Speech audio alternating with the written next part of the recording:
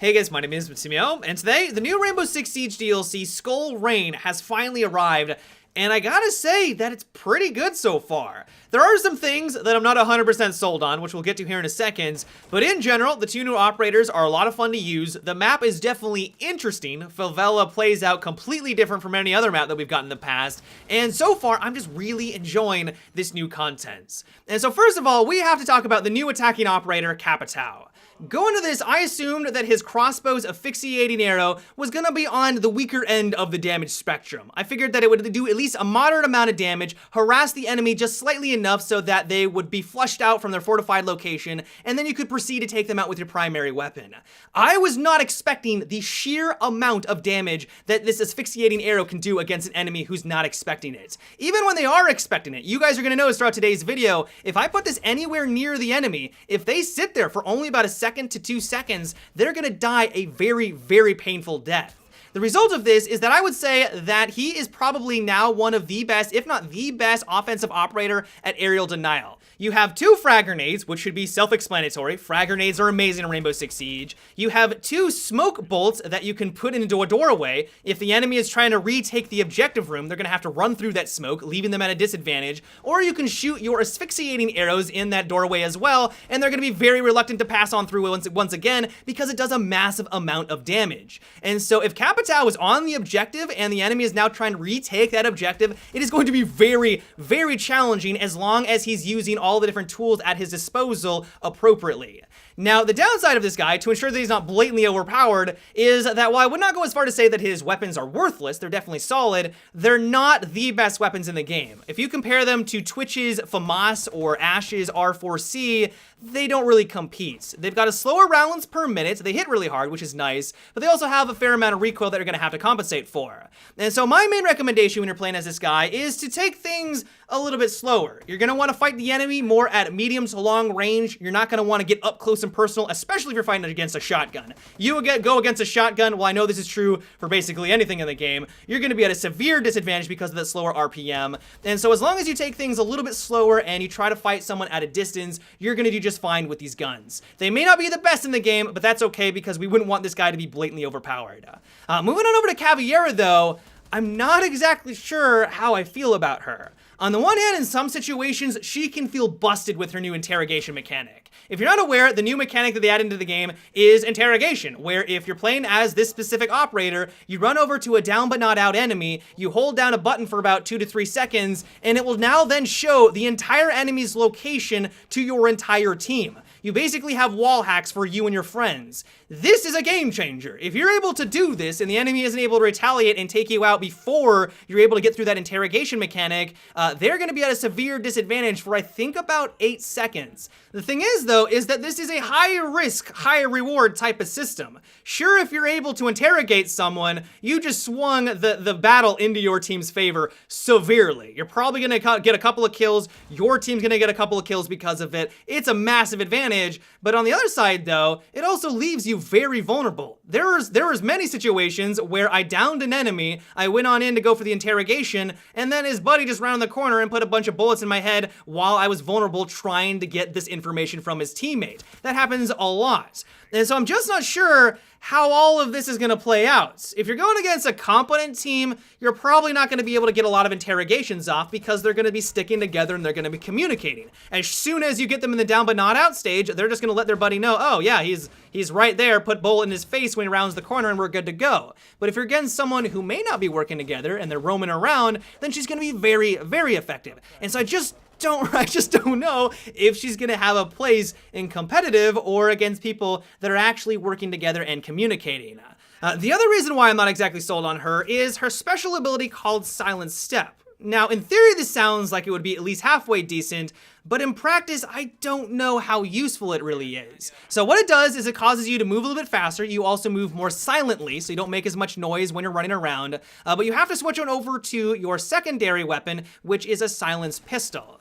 And so her entire kit and her entire design is around the idea of flanking the enemy, roaming around the map, and catching them by surprise, and interrogating them when you put them in the down but not out stage. One of the things that's going to assist you with this is her silenced pistol. it hits incredibly hard up close. If you're point blank and you hit a 1 armored target in the chest, it does 99 damage. The caveat to this, because many of you are probably thinking, wow, that sounds overpowered, is that the damage drops off very, very quickly at a distance. You're going to want to be up close when you're using this thing, but also it is a non-lethal pistol.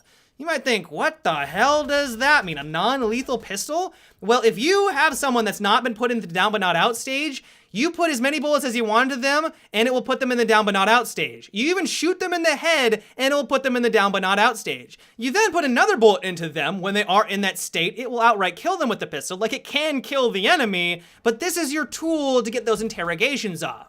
And so once again, her entire idea, her entire kit revolves around the idea of silent stepping around the map, moving quickly and silently, flanking the enemy, and then using your pistol to put them in the down but not out stage, interrogate them, and then that gives your team this huge advantage. In practice, though, it's really hard to do that, and I just don't know how useful this is compared to some of the other defending operators in the game.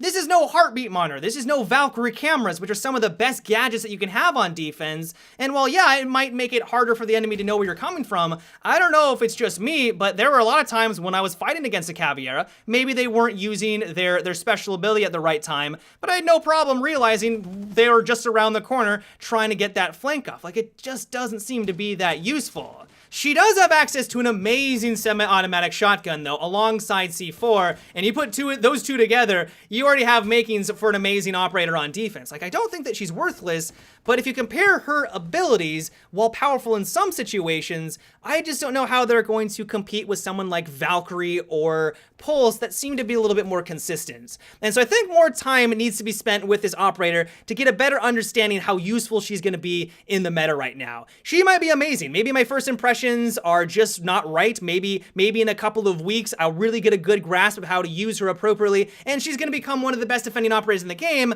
but I'm just not exactly sure right now.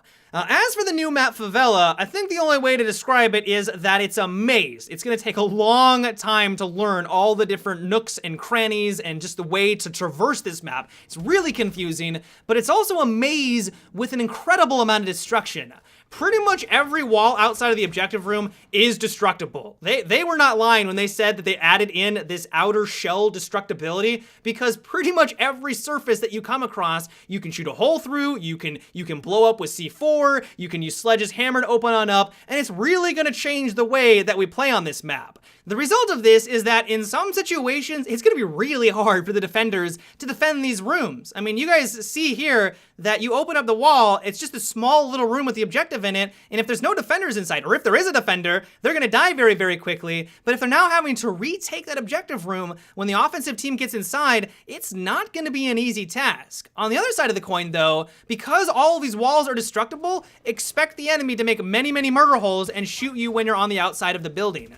And so it's hard to say if this is a good map. It looks fun. I played on it for a couple of hours in custom games. I was enjoying myself, but it was very confusing. I still have no idea what the hell is going on. I still don't know the layout whatsoever, and it's gonna take a very, very long time to get a good grasp if this is a good map compared to all of the others. I'm excited to learn it, but it is going to be quite the learning process. And then the last thing I wanted to mention really quickly is that I really like the new skins that they added on in. I know that some people don't give a damn about weapon skins in a first-person shooter, but I really like them in Rainbow Six Siege. It adds in some uniqueness, it adds in some variety, and one thing that I've appreciated is that they've added in universal skins that you can place on any single one of your weapons if you just buy it once. You just wanted to have a purple gun, flat purple gun, you can do so. You want red, blue, whatever color under the rainbow pretty much, they've added those colors on in with a couple other variations as well. Not only that, but you can also buy every single one of these skins with Renown now. That wasn't the case in the past, and so if you've always wanted a particular skin, there's been some skin that you wanted to buy with Renown, but it wasn't available, you could only purchase it with real world money,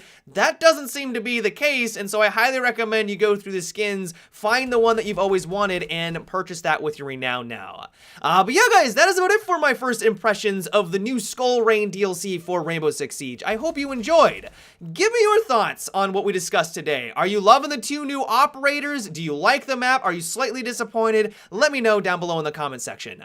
But yeah guys, until tomorrow, have a good one and take it easy.